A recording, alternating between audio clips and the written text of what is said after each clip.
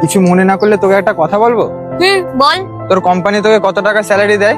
এখন 25,000 পাই, কিন্তু 1 মাস পরে আমার ইনক্রিমেন্ট হয়ে যাবে। ইনক্রিমেন্ট হওয়ার পরে? তাও 50,000 টাকা। 20,000 টাকা ইনক্রিমেন্ট আমরা এমনিতেই পাই। কিন্তু তোরা হয়তো জানিস না, তোদের থেকে আমি ওপরেই আছি।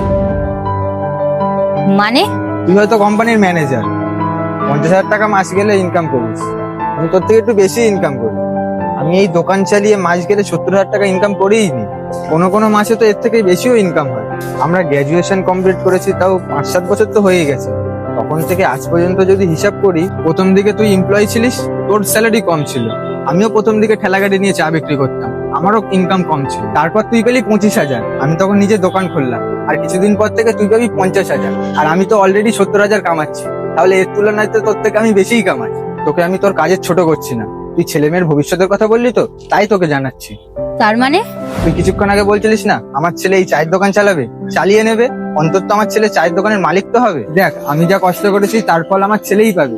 এবার আমি তোদের সন্তানের কথা বলছি। তোরা যা কষ্ট করবি তার ফলাফল তোদের মালিকের সন্তানই পাবে, তোদের সন্তান না। তোদের সন্তানকে এই জায়গায় পৌঁছাতে হলে শূন্য থেকে শুরু করতে হবে, ঠিক তোদের মতন।